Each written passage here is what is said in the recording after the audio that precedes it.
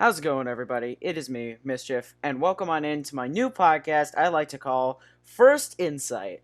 This is the podcast where I will be going over and be talking about some of your favorite furs, asking them some questions, and we're gonna just overall have a good time asking people questions, and you get to see more insight on some of your favorite furs. And the first episode is gonna be starting off with me.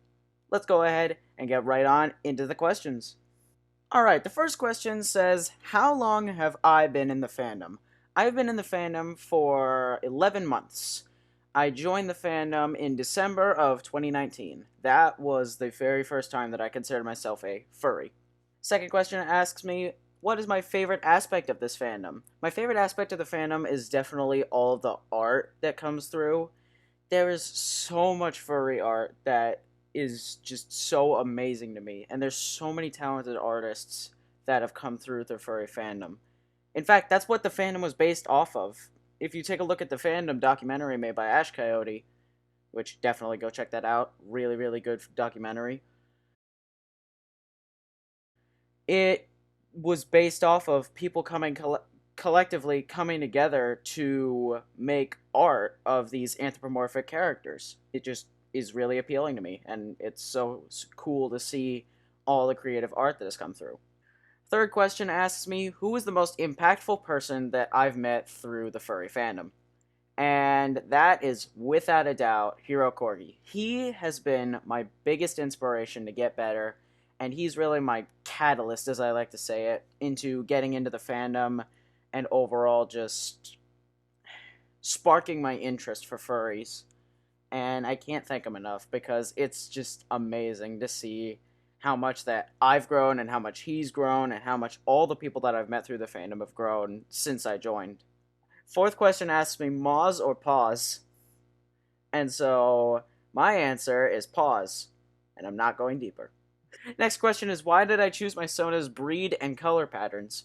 I chose my Sona's breed, Mischief being that is, because cats are my all-time favorite animal, and I love cats to death, especially my cat, Bella. She is so cute.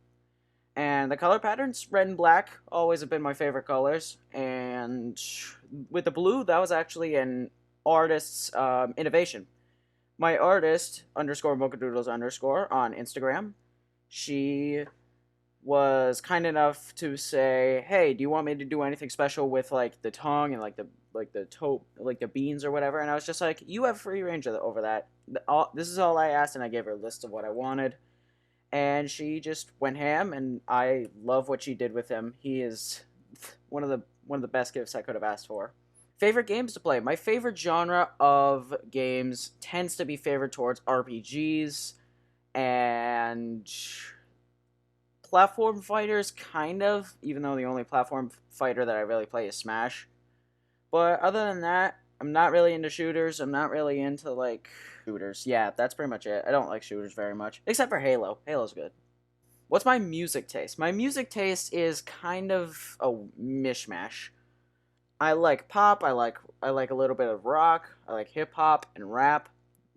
Those are the big ones. Some of my favorite artists would be NSP, Eminem, Juice World, Imagine Dragons, Post Malone. Those are like the big five for me.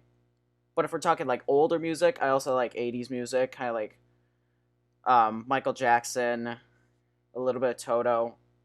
And then if we're talking like older music, then Queen as well. Yeah, that's about my music taste. All time favorite food. Oh, that's a tough one. I like a lot of food. Probably would be like cheesesteaks. Cheesesteaks are really, really good. There's this place in my town that has some of the best cheesesteaks that I've ever had. It's just like steak, cheese, and I got the peppers and onions and the mushrooms in there. Mmm, that's tasty. All time favorite game Xenoblade Chronicles, the very first one. My favorite RPG ever. I've said it so many times, and I will continue to say it until something else blows my mind or until I die. Did you have any Sonas before my current one? No. The only Sona that I made after Mischief was Venom, my wolf Sona, and I don't really use him that much. I do have a picture of him on Twitter, though. He's in my pin. Biggest inspiration for your content? Hero Corgi, like I said before. But if we're talking other than Hero, probably Shane Top from Smosh was also really good. I kind of like how he equated randomness into his humor, and it just makes me really happy to see. And another one, Markiplier, was always a big one for me. Jacksepticeye as well. If you could tell something to your past self, so like 5 or 6 years ago, what would you say? I would say, hold on to your dreams. You're gonna hit the big time soon. Just keep believing in yourself and don't quit. Everybody really cares about you. That's probably what I would say. Board games or video games? Video games, easily. I love playing video games so much. That's not to say the board games aren't bad. I just like video games better. But if we're talking favorite board games, Betrayal at House on the Hill is definitely my all-time favorite board game. Because, oh my god, that game is so much fun. Cuddles or snuggles? Why not both? If you could travel anywhere without worry of cost, where to and why? I would want to go to Italy because I am a freak for Italian history with like all the Roman Empire and the Colosseum and everything. Oh my god. Not to mention that Italian cuisine is the best. Favorite game to play with friends? I would say Smash, but not a lot of my friends like to play Smash with me anymore. If I had to say another game that I'll probably be getting into, probably VR chat, because with that I could at least talk to my friends and like be around friends and like get to hug them and etc. Do you have any other FURst merch? Looking at it right now. Got Hero Corgi's fan club t-shirt because I gotta rep my boy. Something the fandom should work on? Accountability. Easily. The fandom needs to work on accountability because if we continue to let people continue to be like zoophiles into the fandom, if we continue to let anti-LGBTQ people into the fandom, it's gonna run it into the ground. Because that way, if people see these types of furries, quote unquote, in the fandom, they're going to think that the fandom is an absolute trash place to be. And I don't want that, and so many other people don't want that. So we need to work on the accountability to make sure that we can find these people, tell these people what they're doing wrong, and if they don't own up to it, then get them out of the fandom. Favorite gift that I received? Oh god, I'd probably have to say my audience, honestly, because without you guys, I wouldn't be doing what I was doing, and I wouldn't be passionate about what I'm doing. And I can't thank you guys enough for all that you've given me so that I could continue to just create content and overall have a good time with what I do. It makes me so happy to see that you guys like what I do and want to stick around for it.